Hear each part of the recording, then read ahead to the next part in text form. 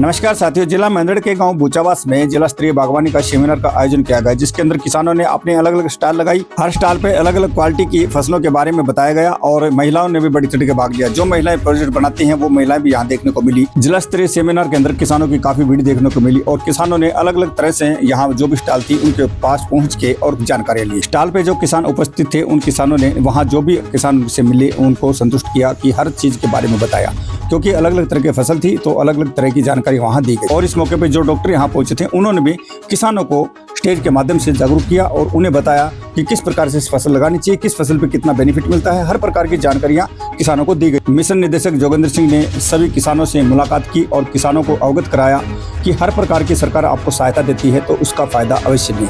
हर stall के ऊपर अलग अलग तरह के किसानों ने जो स्टॉल लगाई थी सभी से बड़ी बारीकी से मुलाकात की। इन्हीं के साथ ही जिला उद्यान अधिकारी डॉक्टर प्रेम कुमार भी उपस्थित रहे। कार्यक्रम को आगे बढ़ाते हुए मुख्य अतिथि जोगेंद्र सिंह ने मां सरस्वती को दीप प्रज्वलित किया। इस मौके पर डॉक्टर प्रेम कुमार व डॉक्टर नेहा यादव उपस्थित थी और इसी के साथ ही कार्यक्रम का आगे आगाज हुआ। दीप प्रज्वलित करने के बाद कार्यक्रम आगे चल में है। हमारे मुख्य अतिथि हमारे बीच पहुंच चुके हैं, तो आप कृपया अपना स्थान बनाए रखें। शायद वो किसी अपनी ड्यूटी की वजह से कुछ हमारे डिपार्टमेंट के साथी गए थे। तो जैसा कि मैं आपकी तालियों की मैं आपसे बात कर रहा था, इसका एक बहुत बड़ा अपना एक महत्व है। जैसा आपने सुना होगा कि बर्तनों में थालियों का, ससुराल में सालियों का, शहर में नालियों का और सभा में तालियों का। ये सभा है और एक मौका है हमारे पास। हम तालियां इस तरह से बजाएं कि हमारा जो मुख्य अतिथि आया है वो महसूस करे कि महेंद्रगढ़ की पावन पवित्र धरा पे जब मैंने कदम रखा तो वहां इस तरह के किसानों ने मेरा जोरदार स्वागत किया। और इसी स्वागत की कड़ी में मैं हमारे मुख्य अतिथि और हमारे विशिष्ट अतिथि को बुके भेंट करके हम उनका स्वागत और अभिनंदन करेंगे। और साथ ही आप सभी उनके साथ साथ जोरदार तालियों से स्वागत के साथ ये पूरा पंडाल एकदम बहुत ही ऊर्जावान हो जाना चाहिए। तो मैं निवेदन करना चाहूंगा हमारे जिला उद्यान अधिकारी डॉक्टर प्रेम यादव जी से कि आज के हमारे मुख्य अतिथि डॉक्टर जोगेंद्र जी मिशन डायरेक्टर को बुका भेंट करके उनका स्वागत।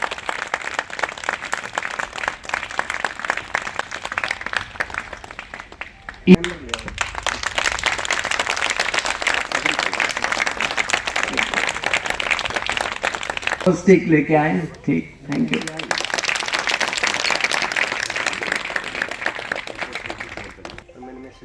उनका स्वागत करें आप, जोरदार तालियों से स्वागत, जोरदार तालियों से आप स्वागत करेंगे। मंच पर उपस्थित अधिकारी एवं मेरे किसान भाइयों, नमस्कार। मैं डॉक्टर नेहा यादव एकीकृत बागवानी विकास केंद्र सुंदरा में एसएमएस कार्यरत हूँ। एकीकृत बागवानी विकास केंद्र सुंदरा महेंद्रगढ़ में हमारे जिले में एकमात्र एक सेंटर बना हुआ है जिसपे किसानों की लिए विभिन्न स्कीमों के विभिन्न स्कीम चलाई जा रही है, जिसमें से हमारा उस सेंटर पे मेन उद्देश्य है किसानों को मिट्टी रहित पौध तैयार करके देना। मिट्टी रहित पौध तैयार करके देने का मतलब है कि हम बिना मिट्टी के ओनली मीडिया में हम आपको बीज से पौध तैयार करके देते हैं, जिसपे आपको 50% सब्सिडी भी मिलती है।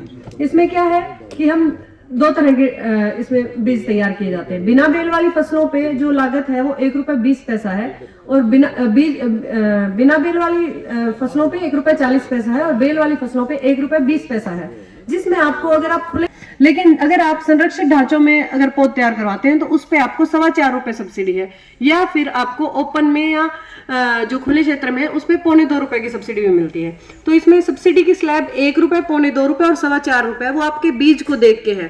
उनके चलिए आपने खीरा तैयार करवाना है जो आप संरक्षित स्ट्रक्चर्स में लगवाना चाहते हैं, तो वो जो खीरे का बीज है वो आपको 8 से 10 हजार के बीच में एक पैकेट पड़ता है। तो उसमें आपको 1000 बीज मिलते हैं। तो 1000 बीज का 1000 आपको जमवार करवाना है तो मिट्टी रहित मीडिया में आपको पौध तैयार करवानी पड़ती है। आज का ये बागवानी विभाग का जो है ना, ये जो स्कीमें चलाई जा रही हैं प्रदेश भर के अंदर किसानों के लिए जन कल्याणकारी योजनाएं विभाग द्वारा और सरकार द्वारा, उन सभी योजनाओं का यहाँ जो है ना आम जन तक के पहुँचाना, उसी के तहत ये हम हर जिले के अंदर ये 2 दिन का हमारा कार्यक्रम होता है। तो ये अलग अलग जहाँ प्रोग्रेसिव किसान होते हैं, जहाँ ज्यादा इसका बागवानी के स्कोप होते हैं, उसी इलाके में जाके हम लोगों के वहाँ दस्तक देते हैं और यहाँ पूरे जिले भर से किसान आते हैं और उनको विभाग और सरकार द्वारा जो किसान हितार्थ जो जन कल्याणकारी योजनाएं चलाई जा रही है उसके बारे में विस्तृत जानकारी दी जाती है। उसके ऊपर जो सरकार की योजनाएं हैं उसके बारे में विस्तार पूर्वक बताया जाता है। अगर किसानों की कोई समस्या हो तो उसका मौके पर निदान किया जाता है। सर, दक्षिणी हरियाणा में जैसे कि पानी की बहुत कमी है और जिस तरह से खेती की जा रही है गेहूं सरसों में पानी बहुत ज्यादा लग रहा है, पानी कम यूज हो इसके लिए क्या कुछ किया जा रहा है? उसी के लिए जो है ना बागवानी विभाग द्वारा और सरकार द्वारा ये प्रयास किया जा रहा है कि जो परंपरागत खेती है, जो किसान का एक घाटे का सौदा बनती जा रही है, किसान की ज्यादा उसके अंदर एनर्जी वेस्ट होती है, तो उसमें उसको छोड़ के बागवानी फसलों की तरफ आए और उसको 100% टपका सिंचाई प्रणाली उसमें अपनाए। ये सरकार और विभाग का प्रयास है और आने वाले समय में साउथ हरियाणा ही नहीं बल्कि पूरे देश में और पूरे प्रदेश के अंदर मतलब ये जल संकट हमारे लिए एक चुनौती बना हुआ है। तो उसका सिर्फ और सिर्फ एक ही इलाज है, हम उसको सही चीजों का समय पर सदुपयोग करें और टपका सिंचाई प्रणाली को 100%, चाहे हम परंपरागत खेती करते हैं तो उसके अंदर भी हम जो है ना टपका सिंचाई प्रणाली अपनाएं और बागवानी में तो अति आवश्यक है। सर, घाटे की खेती तो बागवानी भी है, अगर फसल ज्यादा लग जाती है तो रेट नहीं मिलते हैं किसान को, इस पे कोई MSP का भी प्रावधान है क्या? नहीं, इसके अंदर हमने जो है ना इसको भी बीमा योजना के तहत, भावांतर भरपाई योजना के तहत सरकार द्वारा और विभाग द्वारा इसको कवर किया गया है। और जो भी जब गलत में आता है तो हम किसानों को जागरूक करते हैं वो इसके प्रोसेसिंग करें और जब तक किसान बागवानी में आएगा और उसकी स्वयं उसकी मार्केटिंग नहीं करेगा तब तक यहाँ भी जो है ना जिसको उसको इतना फायदा होना चाहिए वो नहीं हो पाएगा। तो हम यहाँ किसानों को गांव स्तर पर समय समय पर बताते हैं, इन वेबिनार के माध्यम से, इन सेमिनारों के माध्यम से और ट्रेनिंग के माध्यम से हम किसानों को जागरूक करते हैं भाई आप उसकी स्वयं मार्केटिंग करें और जब उत्पाद ज्यादा हो जाए तो आप उसकी जो है ना प्रोसेसिंग करें, उसके जो है ना PHM के ऊपर जो है ना किसानों को बताते हैं। तो ये सारी चीजें अगर किसान अपनाएगा तो निश्चित रूप से किसान को फायदा ही होगा, घाटे का सौदा नहीं हो सकता। सेमिनार के अलावा अगर किसान भाई नहीं पूछते हैं तो उनको किस प्रकार की जागरूकता? उनको आप आपके माध्यम से, इलेक्ट्रॉनिक मीडिया, प्रिंट मीडिया के माध्यम से, और समय समय पर यही नहीं है कि भाई हमने इस इलाके में लगा दिया, हम हर ब्लॉक को, हर गांव को कवर करते हैं। जहाँ बागवानी का स्कोप है तो हमारे जो अधिकारी हैं ब्लॉक स्तर के ऊपर, जिला स्तर के ऊपर अधिकारी हैं, वो जाते हैं और उनको बताते हैं। तो सरकार किसान भाई के लिए काफी बेनिफिट के बारे में और फायदे के बारे में सोचती है और काफी फायदा दे रही है सरकार। हाँ, आप क्या कर रहे हो? सरकार किसान के बारे में काफी सोच रही है और काफी उनको फायदा भी दे रही है। अगर फायदे किसी किसानों को फायदा नहीं होता तो इसके बारे में किस प्रकार का प्रावधान है?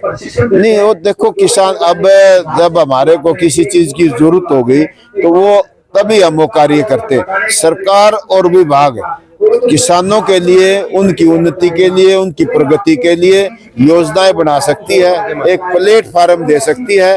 उसके ऊपर तो किसान को ही स्वयं आना पड़ेगा भाई मैं क्या चीज कर सकता हूँ, क्या मेरे लिए फायदा है। बाकी एक मात्र हरियाणा प्रदेश ही ऐसा है जो बागवानी के लिए हर कंपोनेंट में हमें अनुदान राशि का प्रावधान किया है। 25 से लेके 100% अनुदान राशि बागवानी स्कीमों पर सरकार और विभाग द्वारा दी जा रही है। तो मैं मानता हूं मतलब सरकार द्वारा सदैव किसान हितार्थ जन कल्याणकारी योजनाएं लाई जा रही हैं और भविष्य में भी जो भी अगर उसको जरूरत पड़ेगी तो सरकार किसानों की मांगों को पूरा कर रही है, उनके अनुरूप जो है ना योजनाएं किसानों को दे रही है। तो एक मात्र पूरे देश के अंदर हरियाणा प्रदेश सरकार ही ऐसी है जो किसान हितार्जन कल्याणकारी योजनाएं उनके द्वार पे जाके दे रही है। प्रोजेक्ट आप लेके आए हैं, इसके अंदर अलग अलग तरह के अचार हैं, कुछ लड्डू वगैरह बना रखे हाँ जी सर, मोटे अनाज पे काम करते हैं, बाजरा, ज्वार, रागी। हाँ जी। इसके बारे में आपने ट्रेनिंग कहाँ से ली?